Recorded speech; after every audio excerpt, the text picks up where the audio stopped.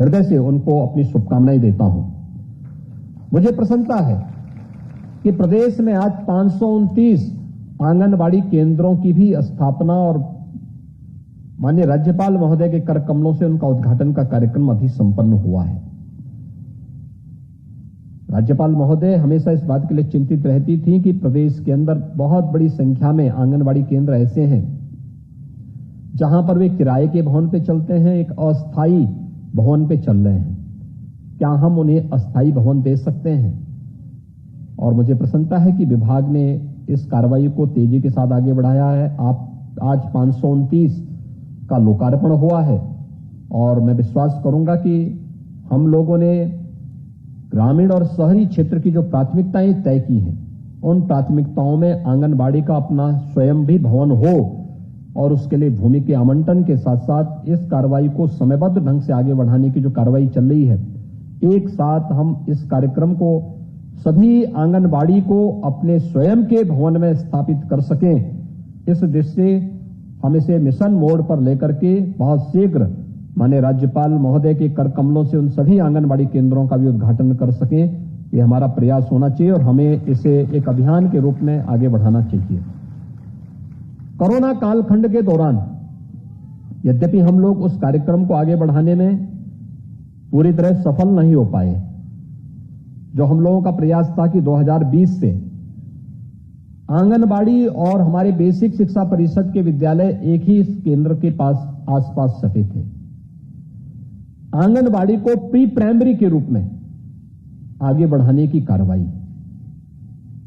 ये बच्चे जो 3 वर्ष के होते हैं, 3 वर्ष के बाद आंगनबाड़ी में आना प्रारंभ करते हैं। 3 से 5 आयु के वर्ग के बच्चे जब आंगनबाड़ी केंद्रों में विभिन्न गतिविधियों के साथ जुड़ते हैं, तो क्या हम इसे प्री प्राइमरी के रूप में आगे बढ़ा करके उन बच्चों के न केवल स्वास्थ्य के बारे में, शारीरिक और मानसिक स्वास्थ्य के बारे में, बल्कि वे स्कूली पाठ्यक्रम के साथ जुड़ करके धीरे धीरे स्कूल के प्रति उनकी रुचि बढ़ सके, इस भाव के साथ हम लोगों को एक कार्यक्रम चलाना था। लेकिन कोरोना महामारी के दौरान इस कार्यक्रम को आगे बढ़ाने में हमें समस्या खड़ी हुई। आज कोरोना उत्तर प्रदेश के अंदर लगभग नियंत्रण में है। आज ही अगर आप उत्तर प्रदेश के अंदर देखेंगे तो 24 करोड़ की आबादी में मात्र 22 मामले आए हैं कोरोना पॉजिटिव के। 28 जनपद ऐसे हैं जहां कोरोना का एक भी मामला आज के दिन पर नहीं बचा है। आज 59 जनपद ऐसे हैं जहां एक भी कोरोना का पॉजिटिव केस नहीं आया है और बाकी जो 16 जनपद हैं, उन 16 जनपदों में सिंगल डिजिट में केस आए हैं। यानी हम लोगों ने कोरोना प्रोटोकॉल का पालन करते हुए प्रधानमंत्री जी के का वो जो आह्वान था, जो संकल्प था कि 2 गज की दूरी और मास्क है जरूरी के लक्ष्य को प्राप्त करने के लिए उसका अनुपालन करते हुए प्रत्येक नागरिक को इसके प्रति आग्रही बनाया, वैक्सीनेशन के साथ जोड़ा। आज उत्तर प्रदेश ने देश के अंदर सर्वाधिक वैक्सीन देने वाला राज्य उत्तर प्रदेश बना है। 8 करोड़ 8 लाख से अधिक लोगों को हम वैक्सीन की डोज उपलब्ध करा चुके हैं। लगभग 7 करोड़ 39 लाख से अधिक लोगों को हम लोगों ने अब तक कोविड टेस्ट उनके संपन्न किए हैं, यानी दोनों देश के अंदर सर्वाधिक है। और इस कालयक हमारे लिए सबसे उपयुक्त कालखंड है जब आंगनबाड़ी की गतिविधियों को भी हम आगे बढ़ा करके कोरोना प्रोटोकॉल का पालन करते हुए इन गतिविधियों को आगे बढ़ा करके पोषण माह के इन कार्यक्रमों को सफलतापूर्वक आगे बढ़ा सकें। और आज इस अवसर पर नवनियुक्त बाल विकास परियोजना अधिकारियों के ऐसे 90 जो लोक सेवा उत्तर प्रदेश लोक सेवा आयोग से चयनित हुए हैं, ऐसे अधिकारियों का चयन संपन्न होने के बाद आज राज्यपाल महोदय के कर कमलों से उन्हें यहां पर नियुक्ति पत्र भी वितरण होने का कार्यक्रम संपन्न हो रहा है। मैं नवनियुक्त बाल विकास परियोजना अधिकारियों को उनके चयन के लिए उन्हें बधाई देता हूं। उत्तर प्रदेश लोक सेवा आयोग को समयबद्ध ढंग से इस कार्यक्रम को आगे बढ़ाने के लिए हृदय से धन्यवाद भी देता हूं और आप सबसे अपेक्षा रखता हूं कि चयन की प्रक्रिया आपने देखी होगी कितनी पारदर्शी थी। आपको कहीं सिफारिश कराने की आवश्यकता नहीं पड़ी होगी। मेरिट के आधार पर सारे कार्यक्रम हुए हैं। जब सरकार मेरिट के आधार पर आपका चयन करवा रही है, उस प्रकार की सुविधा दे रही है, उस प्रकार का मंच दे रही है, तो सरकार ये अपेक्षा आप सबसे रखती है कि आप भी इस मिशन के साथ जुड़ करके ईमानदारी पूर्वक परिणाम दीजिए, क्योंकि बच्चे ये ईश्वर की कृति है। उसके लिए शासन के द्वारा अनुमन्य जो सहायता है ये उस तक पहुंचना चाहिए, एक ईश्वरीय कार्य है।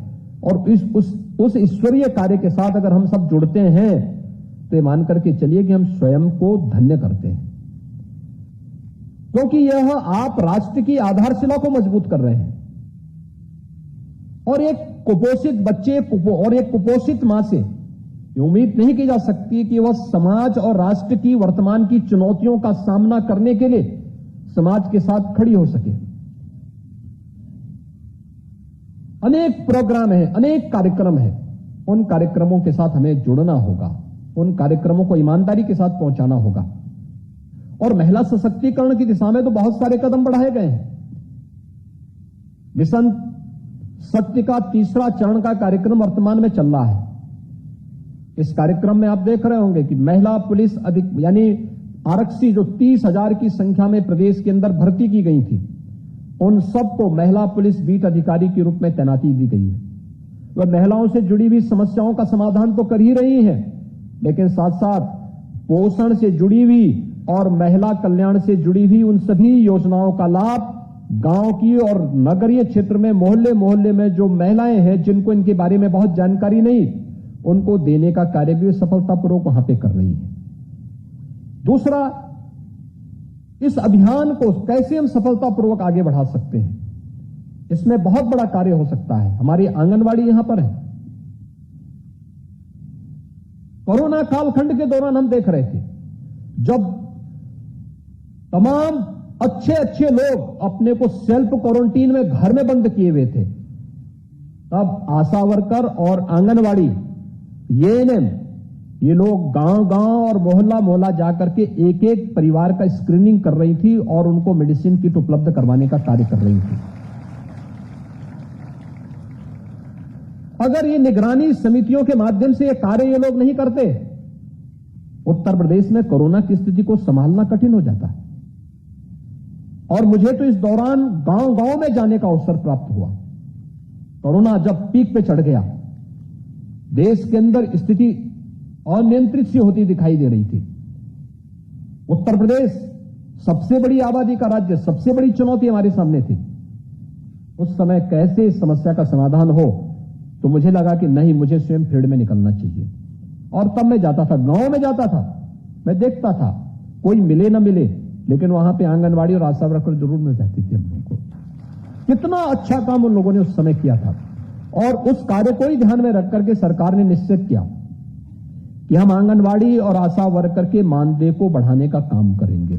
और सरकार उस दिशा में बेहतरीन तरीके से आगे बढ़ रही। हम उन लोगों के साथ बैठ करके कार्य योजना उसका विभाग तैयार कर रहा है, लेकिन साथ साथ मैंने विभाग को यह भी कहा है कि उनका जो पिछला बकाया है उसका भी तत्काल भुगतान करने की व्यवस्था कर दें, जिससे किसी को सामने भी कोई ऐसी स्थिति नहीं आनी चाहिए कि वह बाद में सरकार के सामने या विभाग के सामने हाथ फैलाने की नौबत नहीं आनी चाहिए। क्योंकि आज तो ये समय है कि जब उनके कार्यों के लिए उन्हें सम्मानित किए जाने की आवश्यकता है।